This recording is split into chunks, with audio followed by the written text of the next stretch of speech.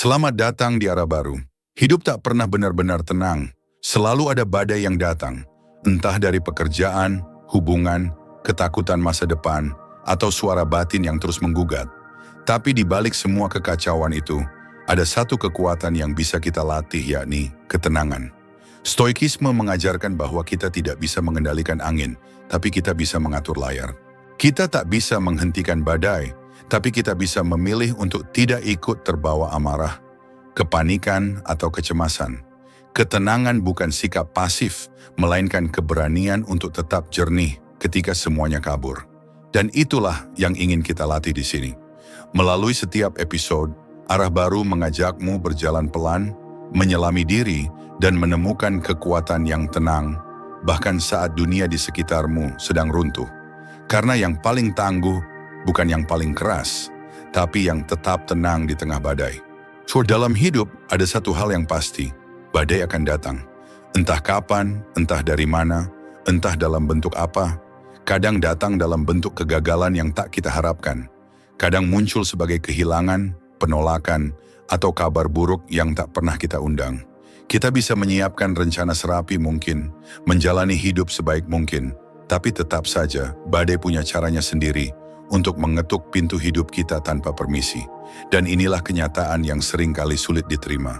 Hidup tak akan pernah sepenuhnya tenang. Tidak peduli seberapa mapan hidupmu, seberapa baik kamu merencanakan semuanya, badai tidak pilih-pilih. Ia datang bahkan pada orang yang paling berhati-hati. Dan jika kita menunggu hidup menjadi sempurna dulu, baru bisa merasa tenang, maka kita akan terus menunda ketenangan itu selamanya.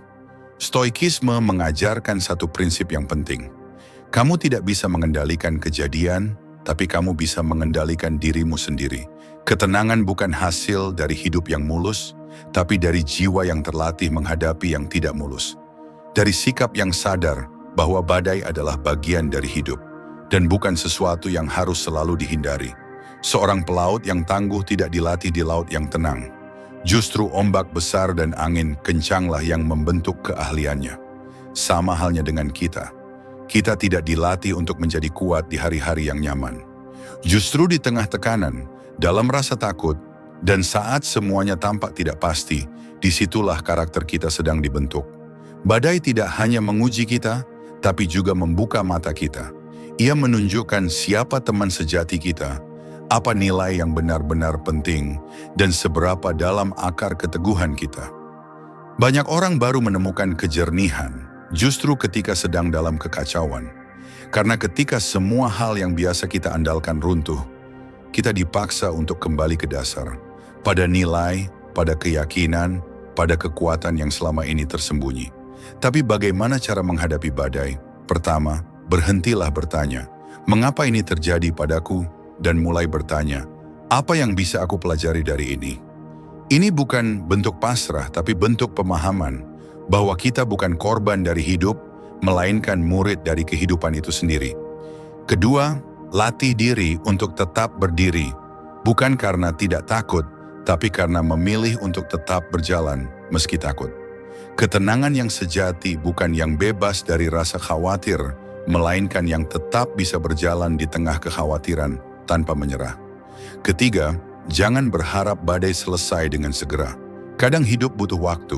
Kadang pelajaran dari badai tidak langsung terlihat. Tapi percayalah, ketika kamu menjalaninya dengan penuh kesadaran, kamu akan tumbuh menjadi pribadi yang jauh lebih kuat dari sebelumnya. Dalam dunia yang terus berubah, kita tidak bisa meminta kestabilan dari luar. Yang bisa kita lakukan adalah membangun stabilitas di dalam. Dan ketenangan sejatinya bukan soal sepi dari gangguan, tapi soal kesiapan untuk tetap tenang, bahkan ketika gangguan datang dari segala arah. Karena pada akhirnya badai itu tidak datang untuk menghancurkanmu.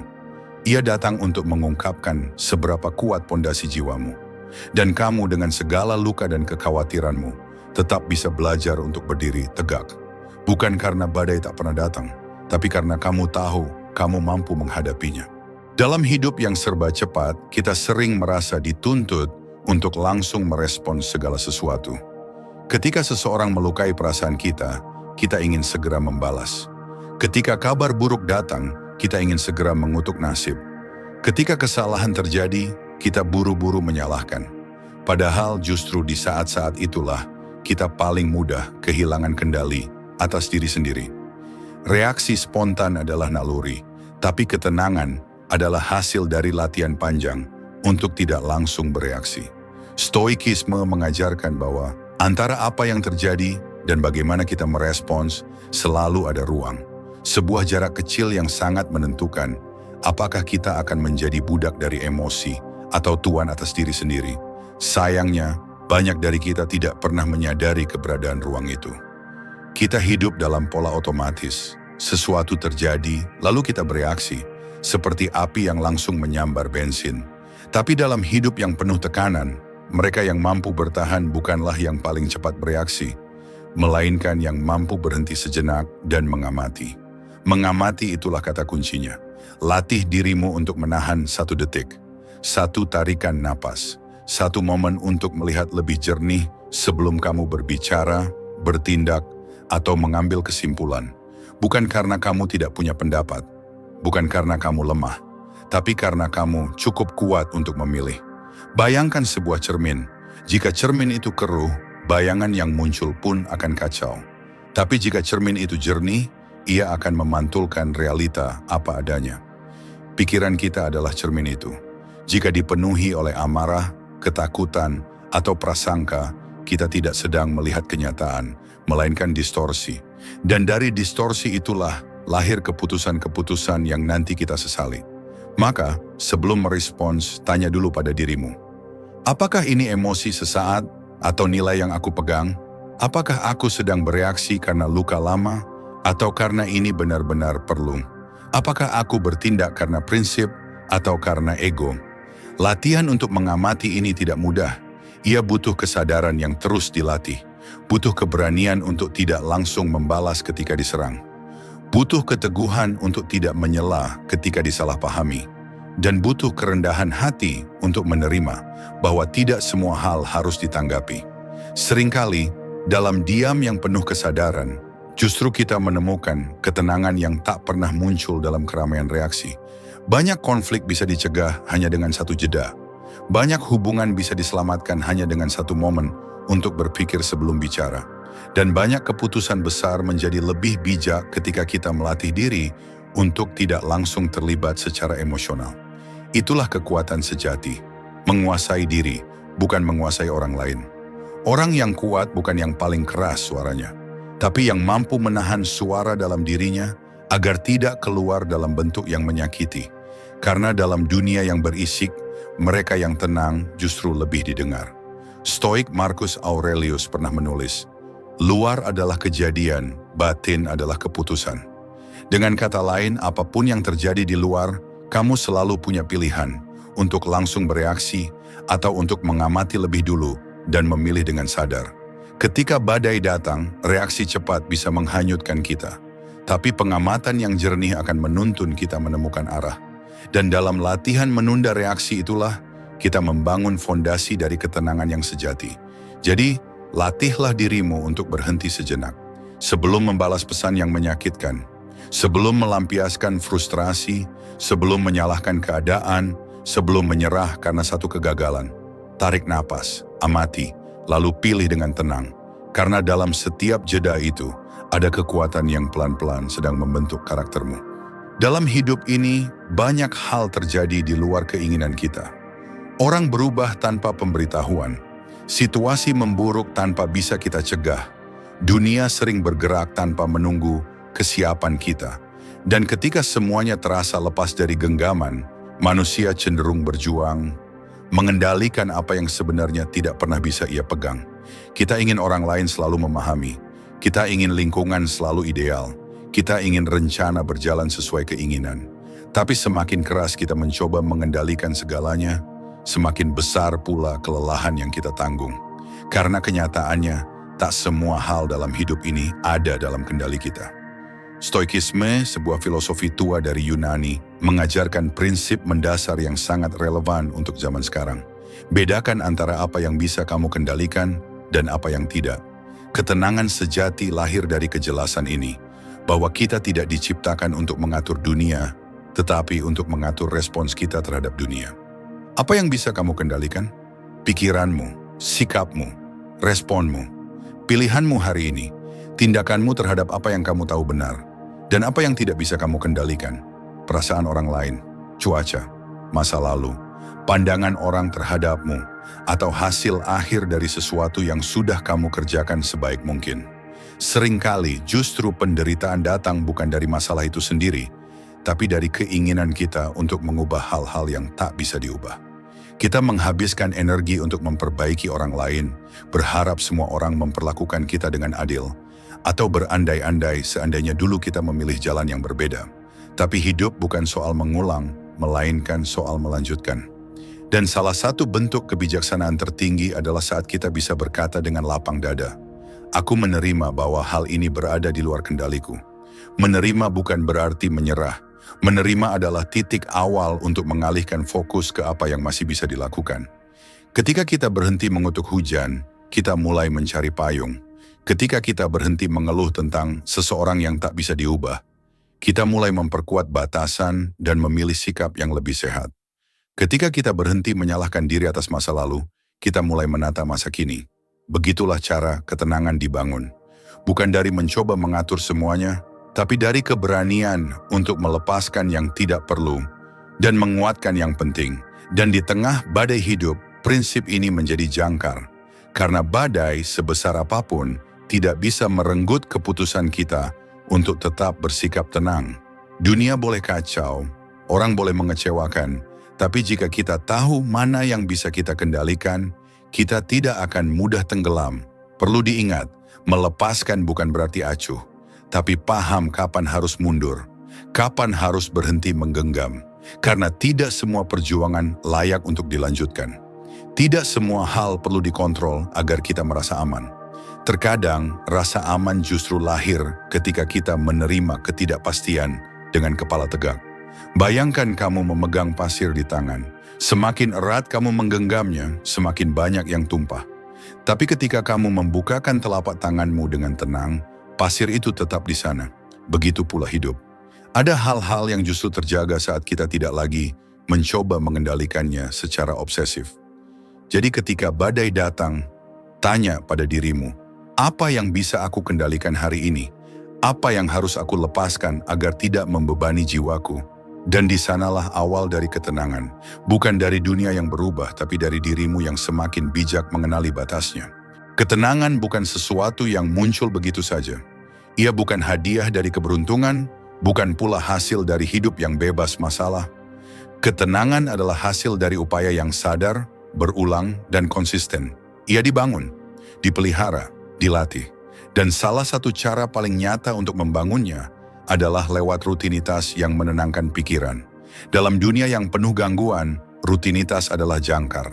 Ia menahan kita dari hanyut oleh arus kekacauan. Ketika dunia luar tidak bisa kita prediksi, rutinitas memberi kita ruang yang pasti.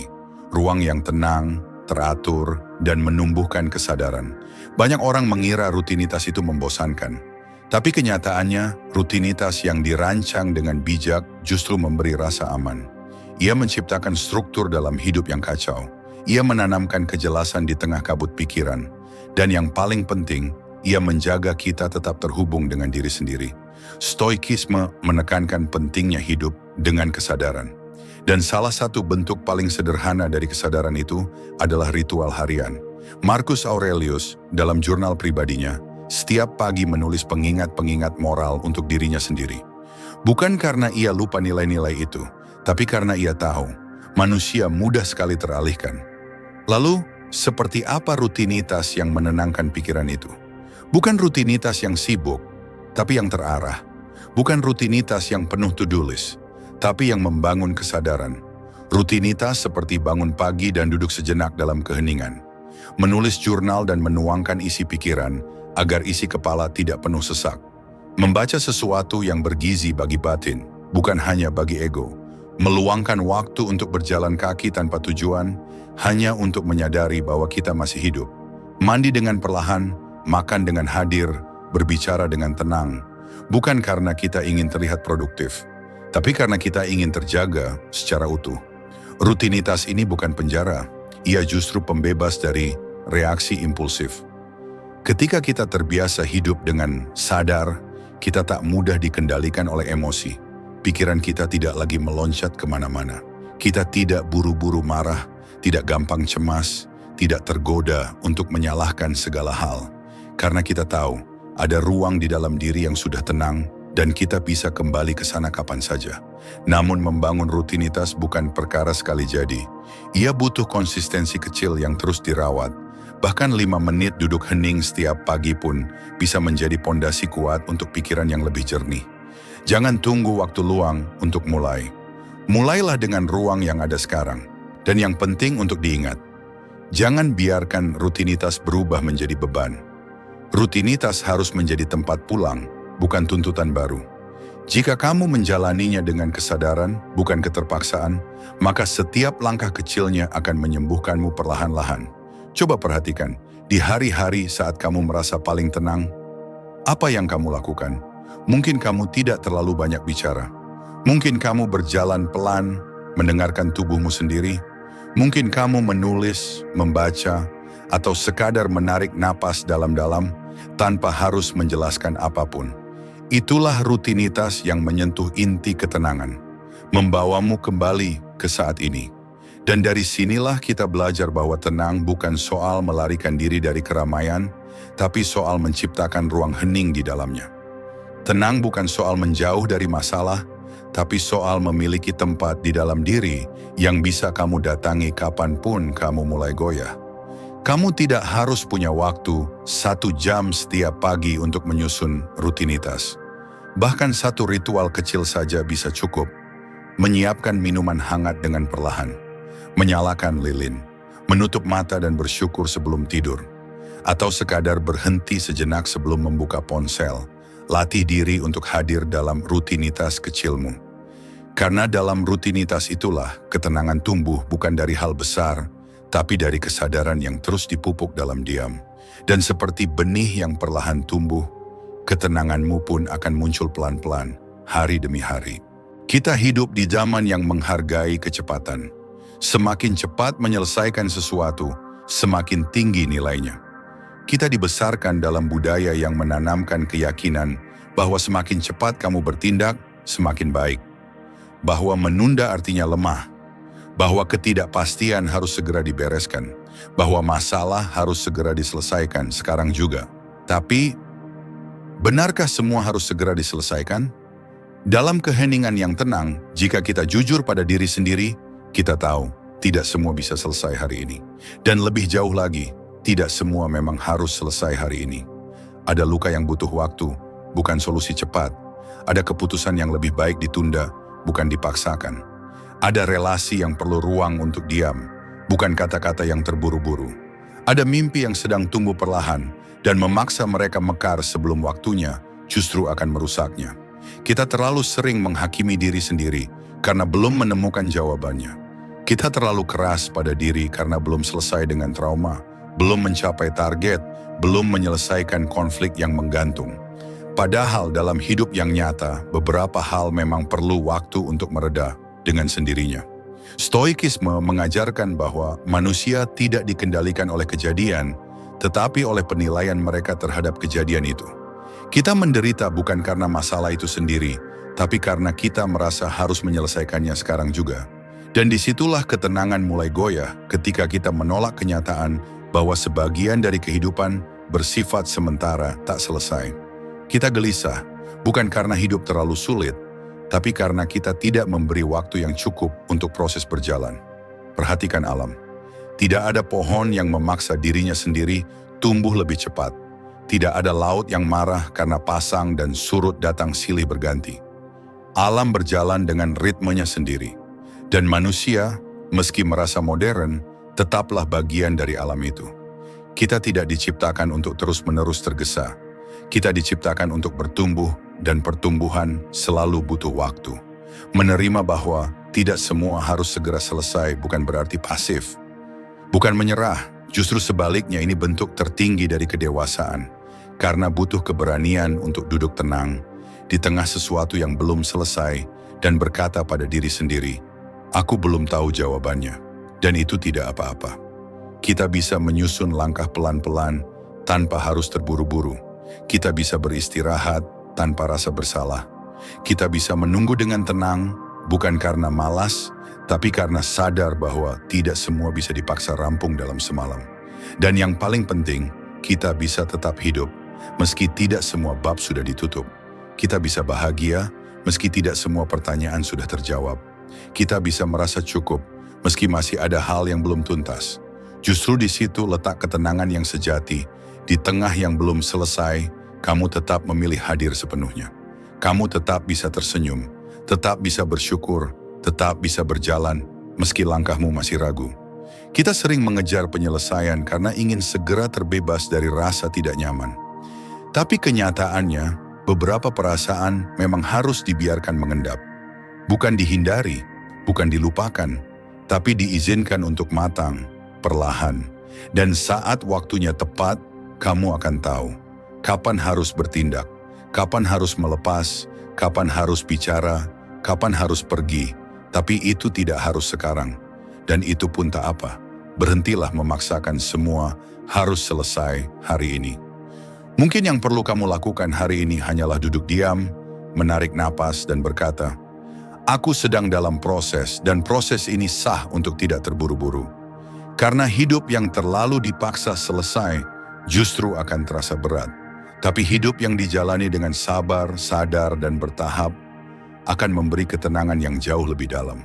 Banyak dari kita merasa hidup ini terlalu berat, penuh tekanan, terlalu banyak hal yang melelahkan. Tapi jika kita mau jujur dan menelusuri ke dalam, seringkali yang memberatkan itu bukan kenyataan di luar, melainkan bayangan yang kita bentuk sendiri di dalam pikiran. Masalah dalam hidup memang nyata, tapi cara kita memikirkan masalah itu seringkali lebih menakutkan daripada masalahnya sendiri.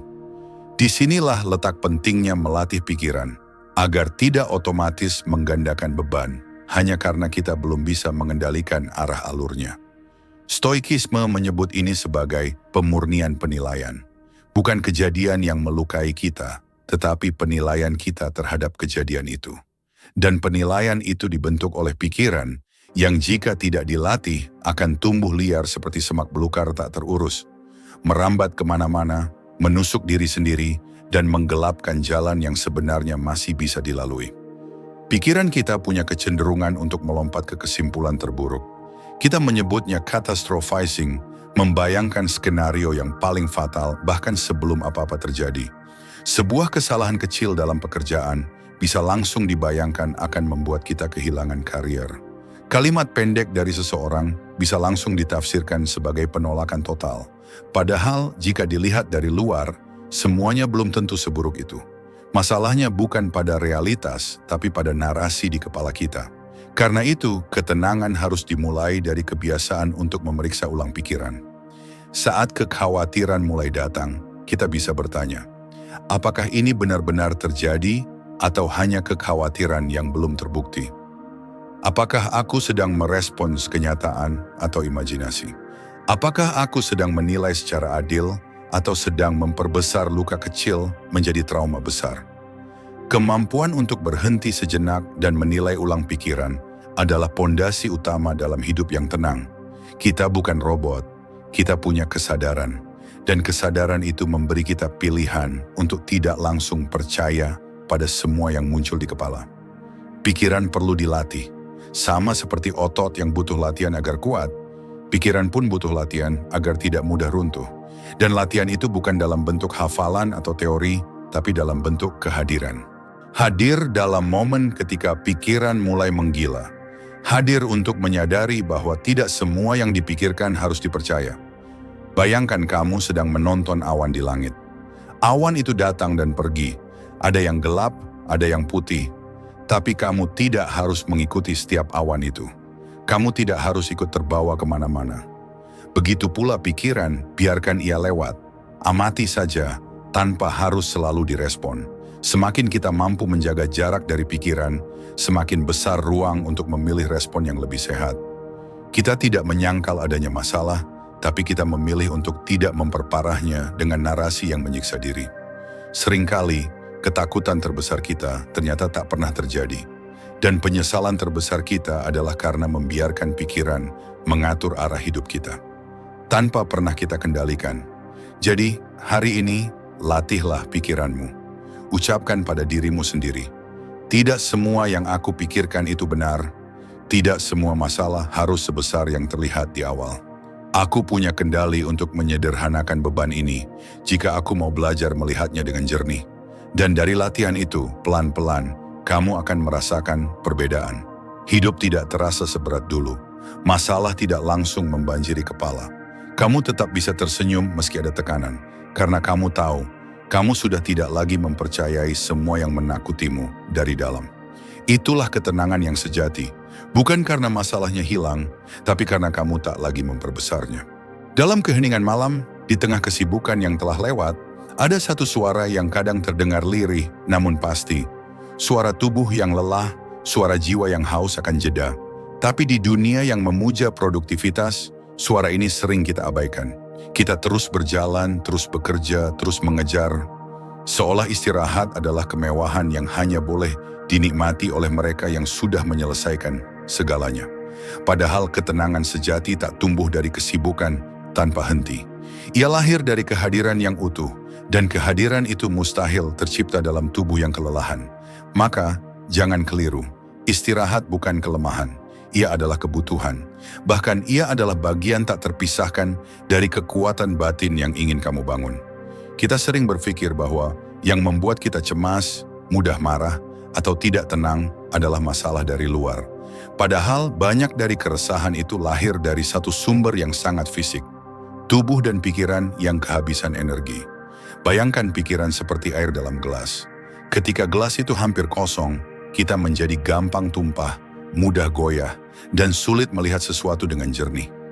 Disinilah pentingnya istirahat, bukan sebagai pelarian, tetapi sebagai pemulihan. Stoikisme mengajarkan pentingnya menjaga harmoni antara tubuh dan jiwa. Seorang stoik sejati bukanlah seseorang yang terus memaksakan diri, tapi seseorang yang tahu kapan harus berhenti, mengatur ulang napasnya, dan memulihkan kembali kekuatan batinnya. Karena ketenangan bukan hanya urusan mental, tapi juga urusan biologis. Pikiran yang damai tak bisa tumbuh dalam tubuh yang terus-menerus terforsir. Lihatlah bagaimana kita memperlakukan diri sendiri. Saat kita merasa gagal, kita memaksa untuk bekerja lebih keras. Saat emosi tidak stabil, kita justru sibuk mencari distraksi, bukan istirahat. Saat kepala penuh beban, kita lebih memilih begadang, membuka layar demi layar, alih-alih mematikan lampu dan tidur lebih awal. Padahal mungkin yang kita butuhkan hanya tidur yang cukup. Mungkin jawabannya bukan produktivitas yang lebih tinggi, tapi jeda yang lebih dalam. Mungkin solusinya bukan memaksakan diri menyelesaikan semuanya hari ini, tapi menerima bahwa tubuh juga punya hak untuk pulih. Istirahat bukan hanya tidur. Istirahat bisa berupa menyendiri sebentar dari keramaian. Duduk tenang tanpa membuka ponsel. Berjalan kaki tanpa tujuan jelas. Mematikan notifikasi. Tidak membalas pesan secepat biasanya. Meluangkan waktu untuk hening. Menjauh dari tuntutan, bukan karena lari, tapi karena sadar bahwa ketenangan butuh ruang kosong. Kita hidup dalam dunia yang menilai manusia dari kesibukannya. Tapi kamu tidak harus ikut menari dalam irama itu. Kamu punya pilihan, dan memilih istirahat adalah tanda bahwa kamu menghargai tubuhmu, pikiranmu, dan jiwamu. Kamu tidak harus membuktikan apapun pada siapapun. Kamu hanya perlu hadir utuh, dan itu hanya bisa terjadi kalau kamu cukup utuh untuk hadir. Ingat, bahkan mesin pun perlu waktu untuk mendingin. Bahkan musim pun perlu waktu untuk berganti. Bahkan bumi pun dalam putarannya memberi ruang bagi malam untuk hadir. Lalu mengapa manusia harus terus menolak hakikat jeda? Jangan tunggu tubuhmu berteriak baru kamu beristirahat. Jangan tunggu pikiranmu meledak baru kamu berhenti. Jadikan istirahat sebagai bagian dari rutinitas, bukan sebagai reaksi setelah kelelahan mencapai puncaknya. Karena ketenangan yang kamu cari bukan berada di ujung pencapaian, melainkan dalam setiap napas yang kamu izinkan untuk pelan. Dalam setiap waktu yang kamu beri untuk pulih.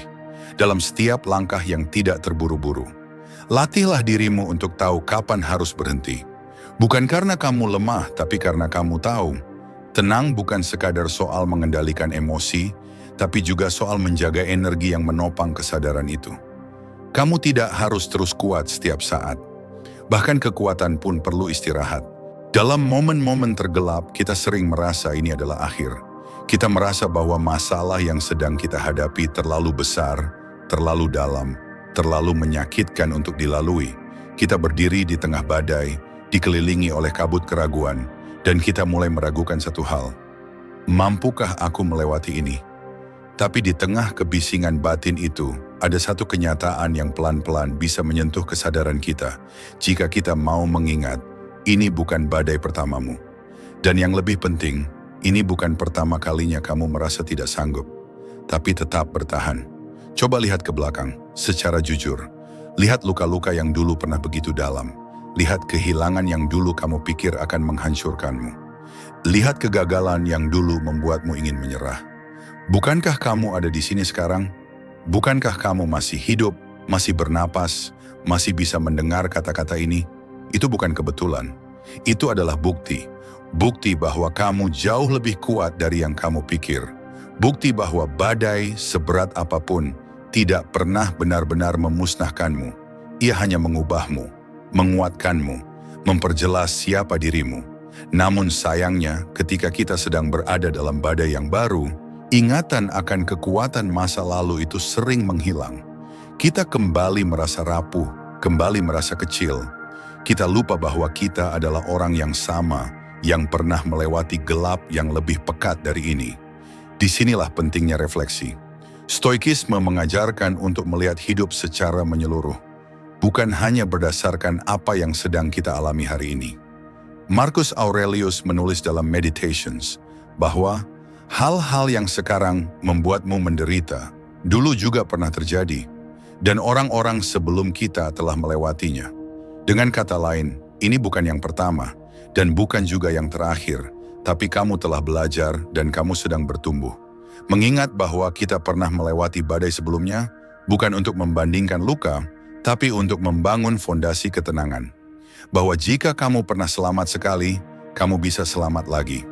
Bahwa kekuatan itu tidak datang dari luar, melainkan dari kesanggupanmu untuk tetap berdiri meski gemetar.